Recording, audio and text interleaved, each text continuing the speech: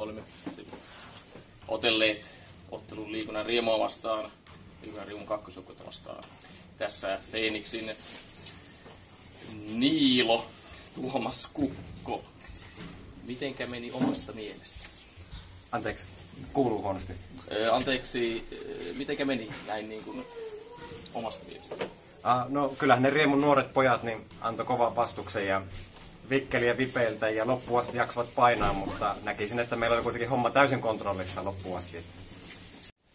Oliko loppuun asti ihan taktiikka kunnossa? Siinä tuli, Riemu rupesi pelaamaan vähän ylivoimaa ja näytti, että hyvin toimi ainakin Fenixin pakka. Mitenkä näkisit itse tätä tilanteen?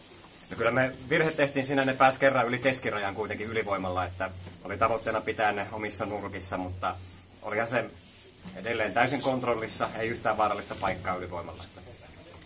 Aivan. No tästä sitten jatketaan. Nyt on hyvin avattu pistetili. 4 pistettä 2 ekasta ottelusta. Millä lailla odotat ensi viikon ripauttelua Ristiinassa? Kyllähän nämä on ollut täysin lämmittelymatseja, nämä 2 ekaa, täysin pilipaliporukoita. Että siinä mielessä kiva päässä pelaamaan kunnon poikia vastaan kunnon matsi, että ne nuoret miehet, niillä kuitenkin pysyy pallolavassa eri tavalla kuin näillä Riemun vipeltäjillä, niin se on hieno päässä pelaamaan kunnon peli.